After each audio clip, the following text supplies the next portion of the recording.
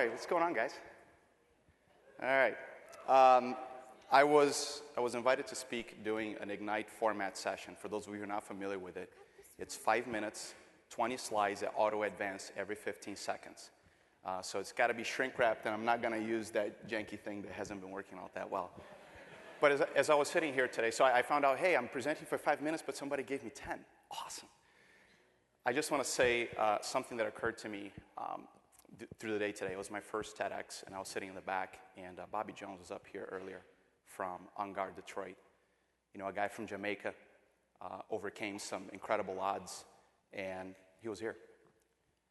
I grew up in Brazil, impoverished conditions, overcame some pretty extraordinary difficulties. And statistically, I shouldn't exist anymore, much less be here. So I wanted to thank for the opportunity, but also to raise awareness of the power that we've got right here. And that's the fact that every day there are people who pull themselves out of poverty and go chase the American dream. And then they find themselves in this city. And there's a reason for that. It's a community of people like you that build it to welcome people like us to make the impossible possible. So I want to give you guys a round of applause. So thank you.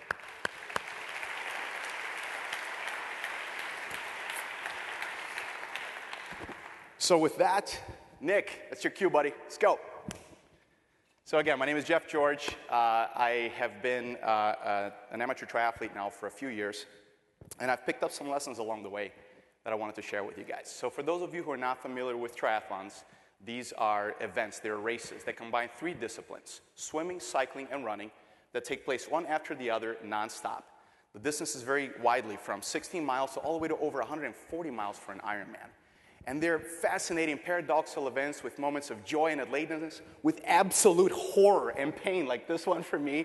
This picture was taken right after the swim in my first triathlon. And I would rather have gotten hit with a medieval flail upside the head than to gone to that swim start. It was horrible. But at the end, I got through it. And when I crossed the finish line, I was absolutely elated. It was a transformational experience for me. Since then, I've done quite a few events. And I've learned a lot about myself, but also about lessons that apply to both personal, business, and community life that I want to share with you guys today. So, starting with the swim. You're standing at the beach. You got your friends, your family with you, right? You're seeing other groups go in front of you. Your mind is racing. You're thinking, don't zigzag, sight, aim for the buoys. But there's something much bigger, much more profound going on behind all of this. And that's the fact that you put out a goal to do a triathlon. And that goal is about to become a reality. Now, most of us know, understand, and respect the power of goal setting, right? But when you set a goal and you share it with other people, that goal takes on a whole other meaning. And that was a big lesson that I learned is, yes, set a goal, but share it with others. Because when you do, that outward commitment is a contract between you and those people, which not only helps to build your network of supporters, but it further pushes you into getting that goal complete. And you need the pushing, you need the community behind you, because from swimming, you go to biking. And that's more than just pedaling, right? It's a race, so you want to go as fast as possible. But you still have to save your legs for the run. And because of that, both technique and endurance are crucial, and so is efficiency. And triathletes are obsessed with efficiency.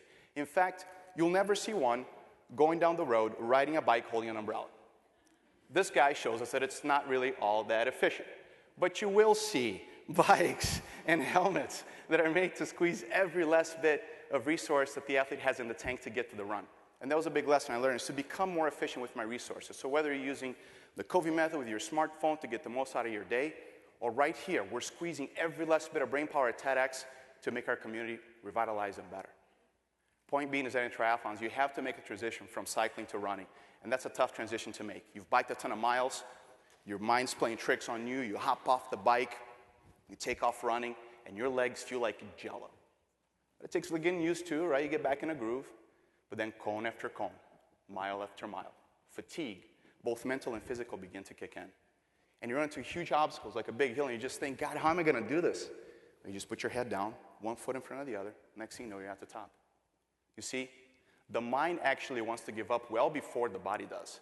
And what that tells me is that all of us, including our city, have more inside ourselves than sometimes life leads us to believe that we do. And that's because the capacity to be extraordinary is an innate human ability. Take Aaron, for example. He's a guy on the left. He only has 10% of his eyesight. He's legally blind.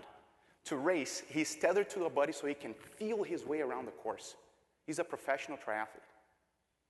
Then you have Rudy, who at the age of 5 had to have both of his legs amputated.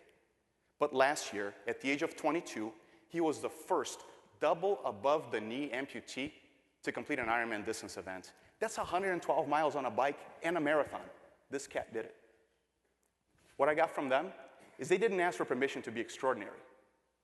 They just plowed through the excuses that life handed them, and they said, we're going to choose to be extraordinary, and we're going to fuel ourselves with our own actions.